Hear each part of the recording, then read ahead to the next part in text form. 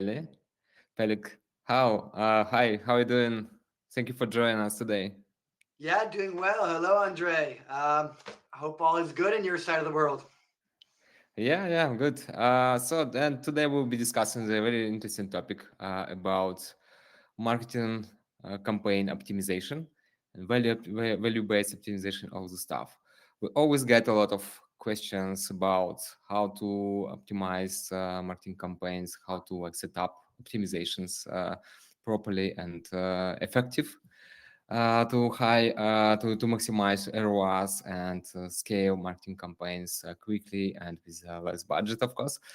And yeah, super excited to discuss this interesting topic with you, as an expert. Yeah, and can you please introduce about a little bit about yourself, about Voyantis, because I know Voyantis like is a number one platform for value-based optimization. Yeah, happy to. So you're right. Voyantis is definitely specializing in the value-based optimization space. Maybe a bit about the company for folks who don't know of us. We've been around for about 4 years. Company is headquartered out of Tel Aviv. We're present both in the US and in Europe as well, so growing quite rapidly. You may have heard or read about a recent round B where we raised $41 million from Intel Capital and are now at the point where we continue to scale our business.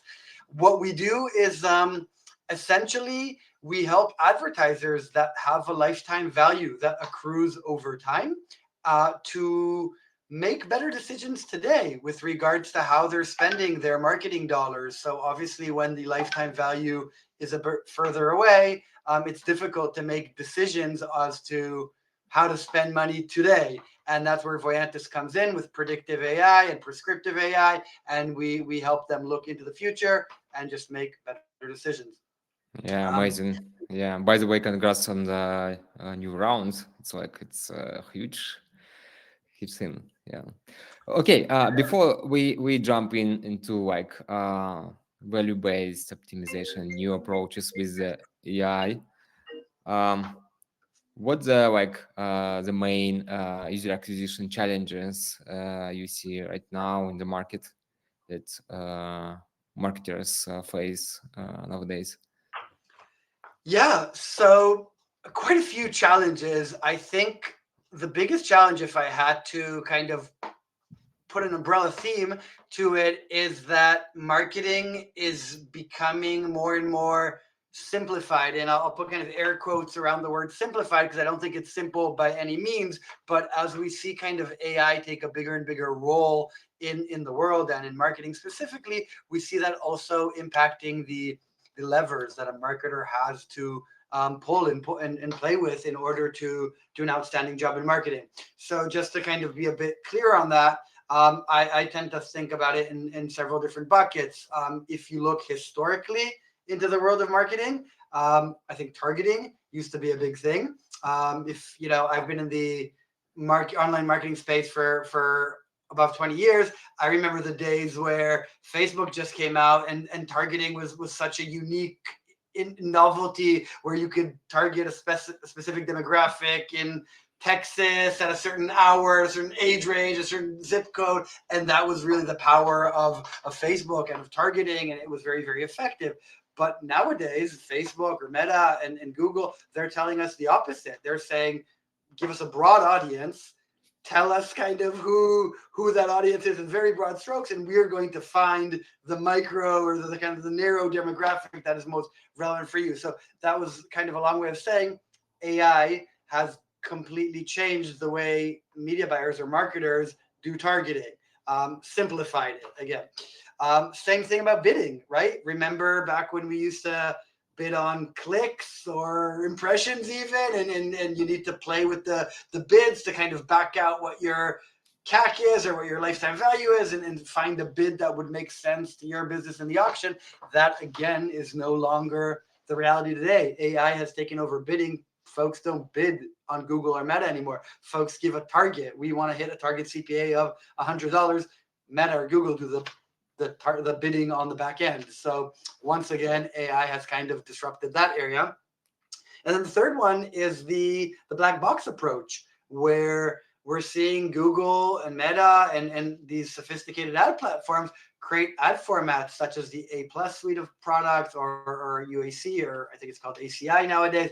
But these kind of black boxes where they're saying, throw your creative into the black box, give us a target, give us a budget, we'll do the targeting, we'll do the bidding, we'll do everything on your behalf, and we'll figure out how to get the right user. And the thing is, it's pretty effective. These black boxes are working very, very well, but they are limiting our ability to understand what's happening inside the black box, what decisions are marketer to unpack kind of the ins and outs of their marketing activity. So I just said I touched upon three different areas, but all of them are very AI related and are Yeah. making the role for the marketer kind of simplified in a sense that there's not much to do, and that becomes very, very hard because marketers have a very tough time finding how to continue to grow their business with the few levers that they do have, which I'm happy to talk about as well. Yeah. Thank you for this overview. And yeah, we had a discussion recently in community that the role of marketer right now is mostly lies on creatives and the creativity of how to approach the customers with the messages. And from the one side, and the second side is on the backside that AI optimizations and value based optimization of the stuff. And yeah, by the way, guys, if you have any questions, feel free to drop them in the chat and we will cover them as well. And so you mentioned AI, and how exactly AI comes in this area with optimization and targeting and so on. Yeah, just to clarify, are you talking about how does AI impact the targeting, the bidding, all those things I talk about? Is that what you're Exactly. asking? Yeah, exactly. Yeah. Okay, so I think on again in the core infrastructure of how the delivery algorithm works for the Googles or the Metas of the world, or some of these kind of advanced platforms, is they have very strong AI and machine learning that's constantly asking how to match the audiences with all their different attributes and characteristics with the advertiser's core product or service. And that's where they kind of find a lot of different patterns across user engagement and the services and products that are being offered, and decide how to show, or who to show the ad to, and when to show Mm-hmm. the ad to them. And they do it in a much faster pace than the human brain can do it, or that a rule-based system can do it. And that's where AI plays a role. Did that answer your question? Yeah, exactly. Yeah. And how the marketers nowadays should apply the strategies. So what's the probably trends and shift in terms of strategies in marketing you see right now in the industry with applying this approach that it's mostly broad targeting, yeah, and what strategies marketers can apply now. Yeah, yeah. No, it's a good question. So back to the lack of levers, or very few levers. What can marketers actually do? You kind of touched a bit upon it a moment ago when you talked about messaging and creative. So I think one very strong component of marketing, and has been and always will be, is the creative itself, right? Creative is based on IP that belongs to the advertiser. It's their tone, it's their brand, it's their messaging, I guess, style, and the way they go about putting their, or positioning themselves to the world. That is something that is still very much under the control of the marketer.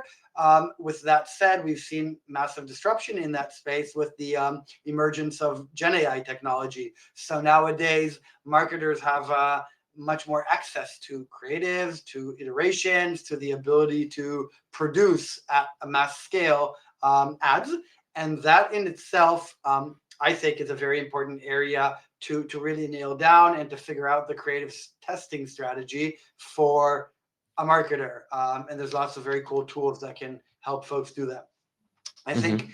parallel to that, there's this whole other area called predictive AI that I think is not yet mass market, and not enough advertisers have kind of jumped on this shit yet. And the idea of predictive AI is really about signal optimization. It's about how do you close the feedback loop with these very, very smart platforms that are leveraging AI to make decisions. So in other words, how do you give Google, how do you give Meta, how do you give TikTok these valuable rich signals that they can understand, learn from, and improve the way they uh, show ads for a specific brand or product or service, because of the feedback that you're giving them about what is a good engagement or a less good engagement for a user and their value. So that's the space Voyantis plays in. That's where we're trying to shine the light on this whole new area that seems to be very, very significant. And when I say significant, I'm talking about, at least what we're seeing, is improvements in return on ad spend of anywhere between 20 to 50%. So if you nail down your signal optimization strategy, you can bring in very significant gains to stand out from competition. Yeah, sounds amazing. Uh, does connect always with prediction OTV only, or it's the behavioral prediction or any more signals? Let's elaborate a little bit with all the details in terms of predicted AI. Oh, so you're asking, does it work on kind of behavioral signals, or I guess the question is, where is the how are the predictions generated? Is that what you're saying? From my perspective, as far as I know, it's um, you can get uplift in ROAS just to predict your OTV and for send the signals for different segments of users to Meta, for example, and so Meta can get more signals about which audience we targeted and which audience to optimize for the marketing campaigns. So speaking of prediction AI, does it connect only with LTV prediction only, or there are more more signals accepting LTV? Yeah, so predictive AI is not just for LTV. I think LTV in general is a term that maybe means different things to different people. But I think if I back up for a second, predictive AI is basically leveraging AI to predict what is going to happen. Now, that what can be an LTV, it can be how much revenue are we going to get from a specific user over a horizon. So we can call the horizon a 12-month period and then say what's going to be the revenue in 12 months. That's the predicted LTV. But another way of going about this, and a lot of our customers are in the fintech space, right? Or in the product-led growth kind of motion space. And if you think about them, let's talk fintech for starters. If you think of fintech companies, right? Banks, different folks that provide loans to users, they have a very long kind of lifetime. Users see their ads, they then go onto their apps or their websites, they ask for a credit card or for a loan that needs to be approved, then they get the loan, they start paying it back at some point. This happens for a very long time, and for some of these companies, they don't want to necessarily look 12 months into the future or 2 years into the future. They want to know kind of what is the probability of a user to take a credit card and create several transactions within a 2 months period. I'm just kind of making this up, but reached a certain engagement threshold that means something for this company. So predictive AI, back to your question, can predict that specific event. You can choose whatever event you want to happen. It can be as simple as let's move from a free user to a paid user, and it can be as complicated as let's ask how much money is the user going to spend on a specific product, including the fact that they engage with it 3 times a week, and including also the fact that they've moved on to consume other products the company holds, and call all of that one event. And then you can predict what is the probability of every single user to complete that event. So that's predictive AI in the context of, I guess, paid marketing. Does that make sense? Yeah, yeah, totally makes sense. So yeah, it's interesting. Yeah, that there is could be different events and different signals that you can optimize for. Like it's not only purchase or like LTV. Yeah, it also could be revenue and as far as I understood, any like engagement in the product. Right. And yeah, And I'll just add a term to that. Sorry to cut you off, but here you said sure, sure. that we call that an MVU, a most valuable user, right? So when we're in the Mm, process of kind of partnering with somebody, we ask that company, what to you is your MVU? What is your most valuable user? And that means different things for every single company and business. And once we understand what an MVU is for them, that's what we aim to predict. yeah, yeah, yeah. It's really interesting. Yeah, it's makes sense totally. Yeah, and what's the main factors accepting the predicted event predicted value? What the more factors that are crucial for good optimization? Probably like when send to send events and what exactly to send to platforms, timing, and conversion window, something like that. Okay. So that's a big question. I'm going to try to unpack it for a moment. I think what we've learned over time is that predictions is great and predictive AI is great, and you can have the most accurate model in the world and create a very solid prediction. And in no way am I dismissing that. That is the foundation of everything we do and is very, very important. But if I want to be a bit cynical about this, okay, you have a great prediction model. So what? What are you going to do with that prediction, right? Now that you have this really, really accurate prediction, what are you going to do with it? And that is not an easy question to answer. So what we've learned over time is if you just take that prediction and you pass it on to Google or to Meta, it might work and it might not work. We haven't seen a lot of consistency there. And we were surprised to see how just passing on that value, which in a simplified world should be great, does not really achieve great results. And that's when we realized that there's a lot of nuance that goes into how and when do you pass that value back. So you mentioned the word conversion window, right? So for those who don't know, conversion window is kind of the limited amount of time that you're allowed to, you can ask the ad platforms to optimize towards an event that happens within that limited amount of time. For example, if a conversion window is 7 days, you can ask Google to optimize towards an event that happens within 7 days. If your event happens outside of 7 days, you cannot optimize towards that event. And then what we do, or kind of back to your point, we try to look much deeper into the funnel beyond the 7 days and pass that event back into Google through predictions within the 7 day conversion window. And then it opens up this big question of, okay, when within the 7 day conversion window do you pass it on? And there's a trade off between the accuracy of the prediction and the timing of when you pass it to Google. The further away you get from the click or the further you get towards the 7 days, the less of an impact that you will have on Google's delivery algorithm. On the other hand, you'll be gaining a lot of accuracy. But if you pass the data on very early, you're going to have lower accuracy, but very close to the click. How do you play with that trade-off? When do you do this for every single user becomes a very complex mathematical question where we apply AI to understand what's the best decision in real time for every single user.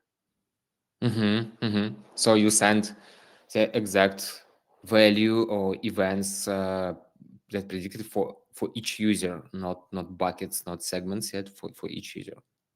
This is 100% for each user, but not the exact value, meaning not always the exact value, because this is this trade off between the accuracy and the timing. So if we want to send an early signal and we know there's a low accuracy and there's a high chance of error, the question is, do you send the exact value or do you send a partial value and then continue to add incremental value as time goes by, and your prediction becomes more accurate. Again, no blanket answer to this. If it was simple, we could build a rule-based system that would always work. But the reality is, it's not simple. It's actually quite complex, and that's where AI plays a key role. Okay, yeah, sure. I can imagine that the complexity of the system that should like accurately predict all the stuff. Yeah, and you mentioned the timing, like when to send these events and how to send these events. And can you please elaborate a little bit what do you mean by how? Is it like format of the events or the format of the data? What do you mean? Um, on the how, you're saying, sorry, is it 4 months of the event? Are you asking? Can you repeat the question, please? Yeah. You mentioned that there is like one of the factor to optimize this strategy is timing. So when to send this event, Right. and another approach, another factor is the how to send. Yeah, is like the I assume that the format of the events also matters. And what do you mean by the by this strategy? How to send event? Is it about format or not? Yeah. No, so first of all, if we talk how, when we want to go technically about this, we're sending the events back to Google and Meta through the API, right? So we're doing it Hmm. again in real time, and that kind of goes back to the difficult decision of the when. So we have the ability to send the event immediately as we make the prediction, but the reality is the prediction continues to get updated every hour. And then the question is, when along those updated predictions, or that kind of constant drumbeat of updated predictions, do we decide to pull the trigger and send it to Meta and Google? So it has to happen within the conversion window, that I can say for sure. But it changes. It just changes, and there's no one guideline. It really depends on how many events we've sent in the past and how many we think we're going to send in the future, according to the maturity curves of the users. And AI is making those decisions on our behalf. Okay. Um, so, for example, if there is a case when a user make a purchase on the let's say onboarding flow, and within 10 minutes of the first using of the product, and by upsells like during the like usage of the product in a month, for example, in a 2 months, and so on, so on. So LTV is growing, yeah. And is it do I understand it correctly that you send this prediction of this all the purchases? You predict all purchases or future purchases that user most likely make in the product, and can send that like the value of the revenue that user can generate, or number of purchases that they can make in the product, and something like that. Is it right? So Yes, yeah. 100%. You're spot on. I think we call what you mentioned kind of the product engagement data, we call it the digital footprint, right? So users start to have different paths. They log on and they purchase one product, and then, as you said, they go to another one and they subscribe and renew their subscription. Some don't renew their subscription. There's all these different paths that they can go on, and we're Mm-hmm. constantly looking at all of their engagement within a product over time, and we're updating the predictions based off of it. So the more data and information we have, the Mm-hmm. better we can estimate what is going to be the lifetime value or the probability of a user achieving the event we talked about. And at some point, it becomes kind of a trigger-based system. So once they take a certain event, we already know there's a strong correlation between that event to their lifetime value, and that updates the prediction as well. Yeah. Cool. Yeah. So the more data you have, the better you can predict. Yeah, it's reasonable. And What the like what kind of data you use mostly for to predict the to make the predictions? Is it like user acquisition, source them, or like user profile, or the like actions inside the product? What's the most like most valuable for you as the like provider? Yeah.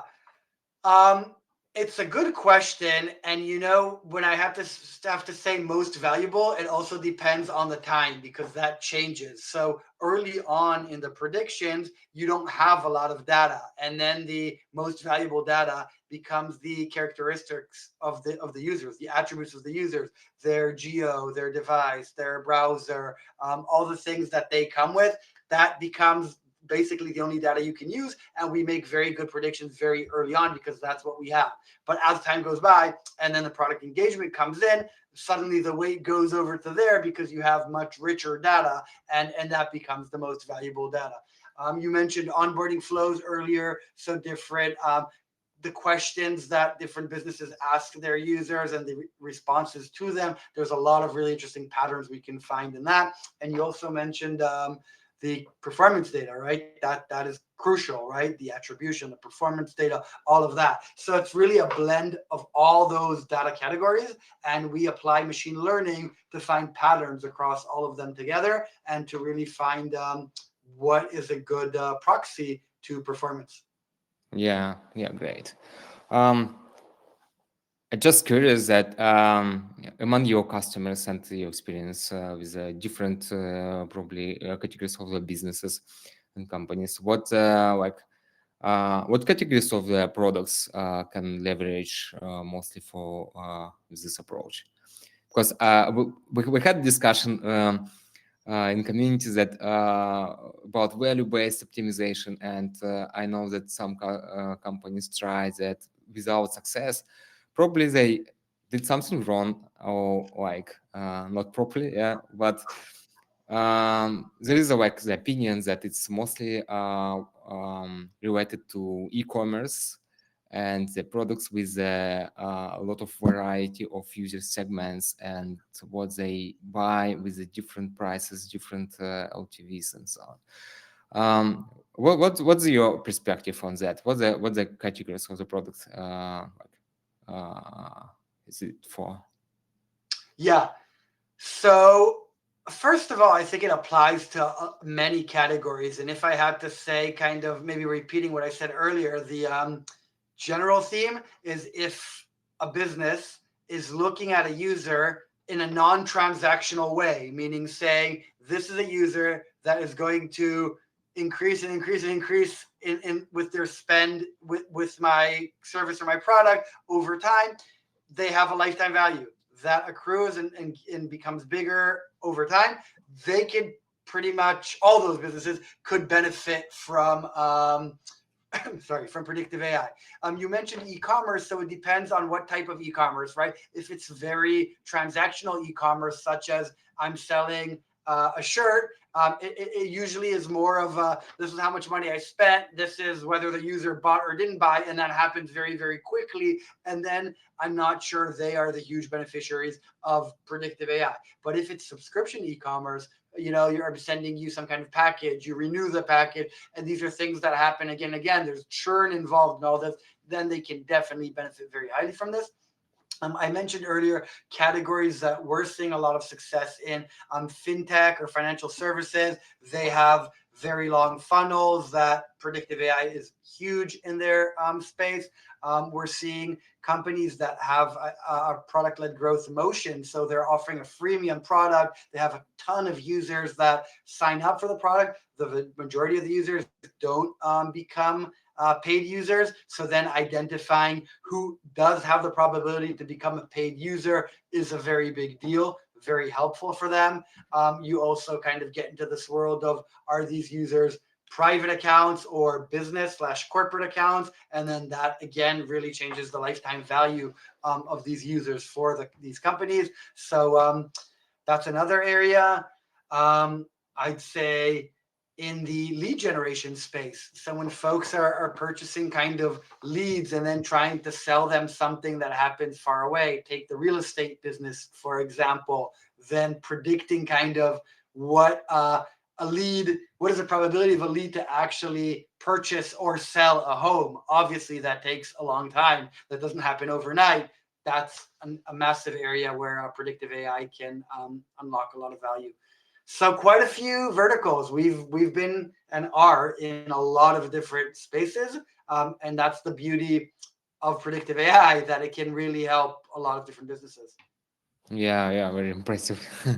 With so much access, also variety of categories. Yeah, and do you have any like examples or case studies that related to subscription-based apps or products with a web funnel, web to app approach with quizzes and selling subscription on the web through these quizzes?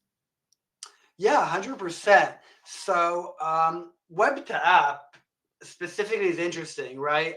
It's one we didn't really talk too much about IDFA and scan and all of that goodness, but obviously the world of mobile has limitations in terms of the data that can be collected and the measurement and the optimization, and it just creates this more challenging, I guess, world that I'm sure a lot of your audience is very, very familiar with.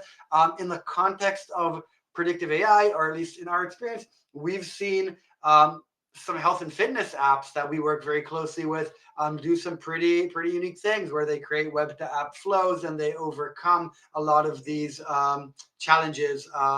And kind of have some kind of onboarding flow outside of the app store, and then after that bring folks into the app, and that creates for us, I guess, or for our world, an opportunity just to create much more accurate models that can then turn into much better performance. So that's definitely something we've seen in the health and fitness space. And without going into names here, we've shown some very significant ROAS gains for folks who have those flows. And maybe to give you an example that I can kind of talk about a name is a company called MoneyLion. If you're familiar, they're a big kind of cash advancement solution here in the United States. Basically, they loan cash to their users to help them make up for different payments that they need loans for, and I guess, without going too deep into this, when we started partnering with them, they were optimizing towards a relatively kind of mid-funnel event within the limitation of the conversion window of what the Googles and the Metas of the world allowed them to do.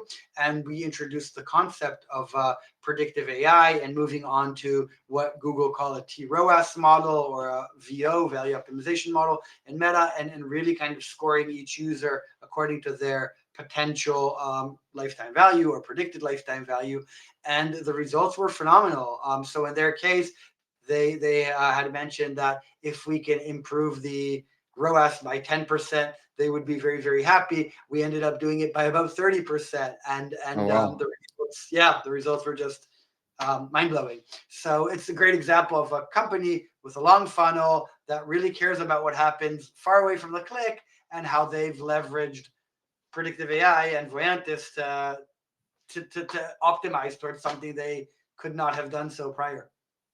Yeah, it's amazing. Yeah, 30% just to like switch optimization and to send the prediction to ad network. It's like it sounds very very good, and sounds like quick win you can get. Well, it's not a quick win. It's I have not. to. It's not a quick win. Yeah, yeah, yeah, yeah. That's important to know that it's But you know complex. what? I'm actually glad you mentioned that, because you said many companies have tried doing so and not necessarily successfully. And I think it's exactly because of that. Because I think I've seen it or met many folks that have gone down this path, and they came to the conclusion relatively early that it's not working. And I have a ton to say about that, but to try to kind of keep it at a high level, this strategy is very valuable. It can unlock, as I said, 30, 40, 50% increases in ROAS, but it doesn't happen overnight.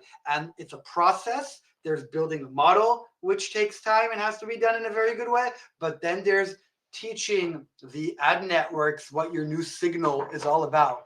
And that takes time. There's a methodology on how to do it, and patience is required. So if anybody is trying to do this and in 2-3 weeks it's not delivering results, and suddenly the conclusion is this whole world of predictive AI is a waste of time, it's not working, I encourage you to slow down, to be patient, and to really think through how you're getting that prediction to the ad networks in a way that they will really, really understand that. And you have to be sure that they've digested the signal before you could expect any results coming from that signal.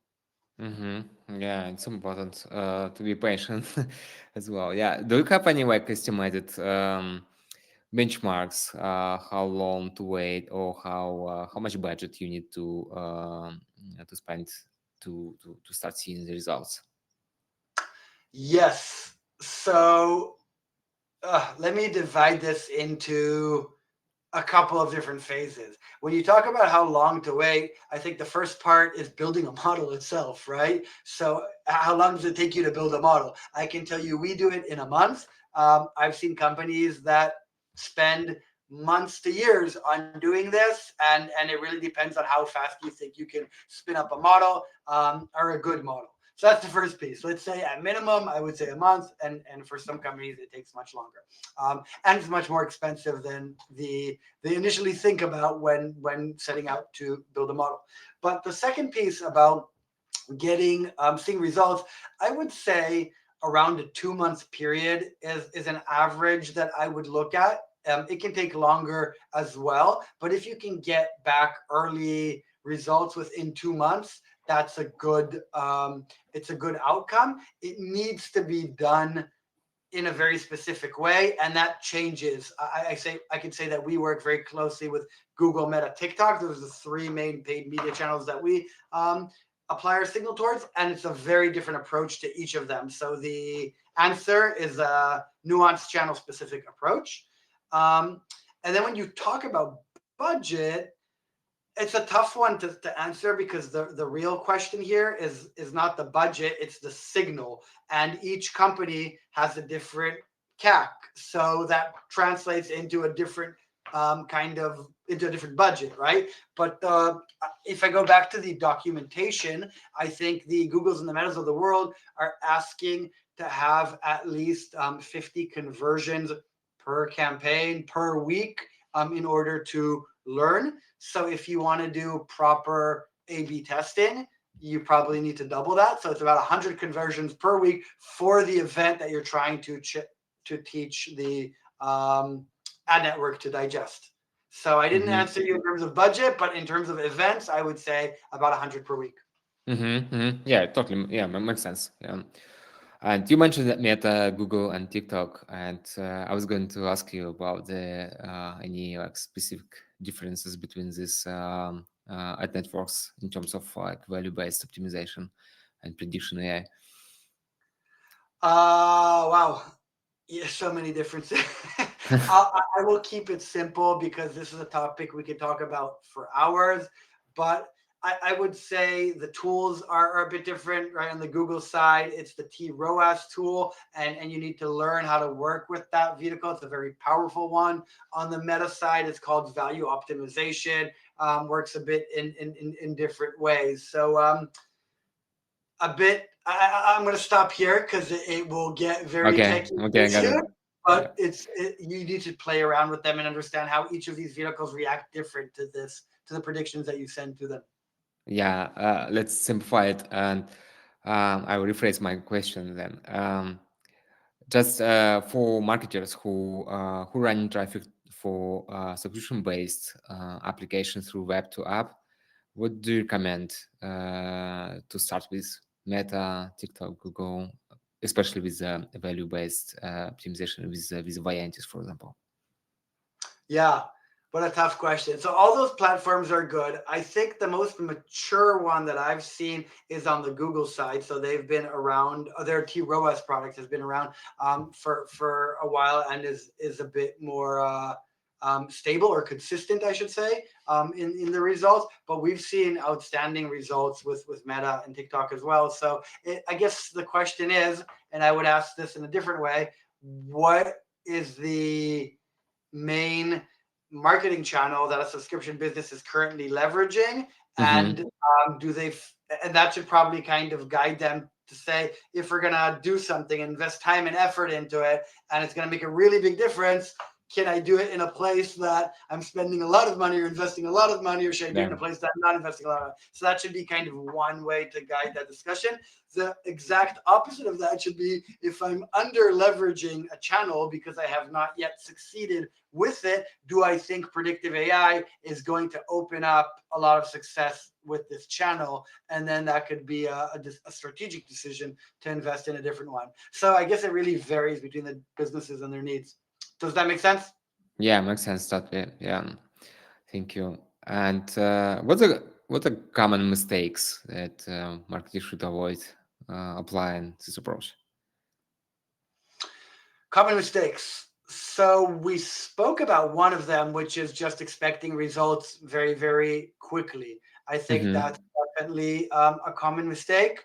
Um, I think the second mistake, which we also kind of spoke about, is taking the value as is and just sharing it back with the Googles and the Metas and expecting that to work. And as I said, it's hit or miss. It can work, it can completely not work. But maybe if I phrase it in a different way, the mistake is not to appreciate the way in which you send the signal to Google or Meta. So to always remember that you're training a machine here, and just throwing a value at them is not necessarily the best way of training them. Yeah, yeah. Thank you very much. And uh, what trends do you think we need to expect in future, like in the near future, probably next 2 years, in terms of like user acquisition in general and optimization and AI role AI in this all this stuff. Yeah. So I think a trend that we've been seeing recently, which I predict will continue, is the market has completely shifted the mindset from CAC, or from kind of growth at all cost, to profitability. And I think that's left kind of a lot of questions to a lot of folks about how do we do this? How do we grow profitably?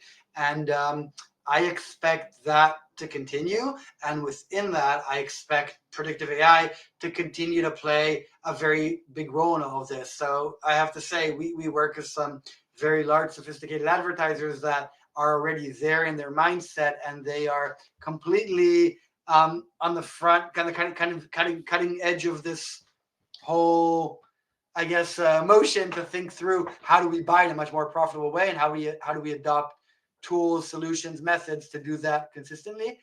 I think that's going to become much more mass market. You're going to see more and more companies do that. So that's definitely one trend to expect, in my opinion.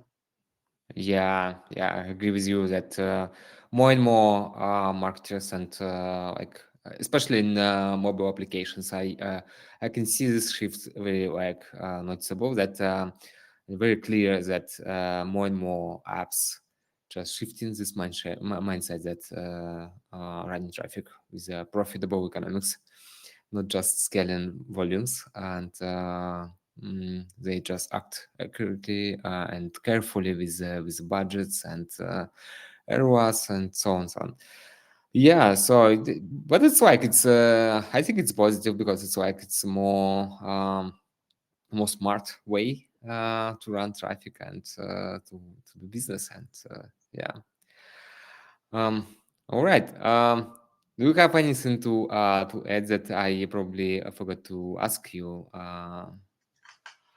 in No, nothing to add on my end. I really enjoyed this conversation. So appreciate the opportunity to just chat with you a bit. Maybe I'll say to the audience, if you're interested in learning more about predictive AI and how we can unlock value for your business, feel free to reach out to me personally over LinkedIn, or to Voyantis. You're welcome to jump on our website, check out what we do, and leave your details, and we can chat with you. Again, predictive AI is new. It's not something that I think is easy to do. So if anybody is curious about that space, talk to us. We love helping folks go on that journey. yeah, amazing. We'll send this recording and Peleg's link to LinkedIn and in follow-up email. So feel free to reach them out with the questions and any discussions. I think it's very, very, very like useful that you do in Voyantis, and it's really innovative way to do the like user acquisition, marketing, and so on. Thank you very much for joining us today and for great discussion. I really enjoyed that. Same here. Um, Enjoy the rest of your day. Thank you. Have a nice day. Bye Bye. bye.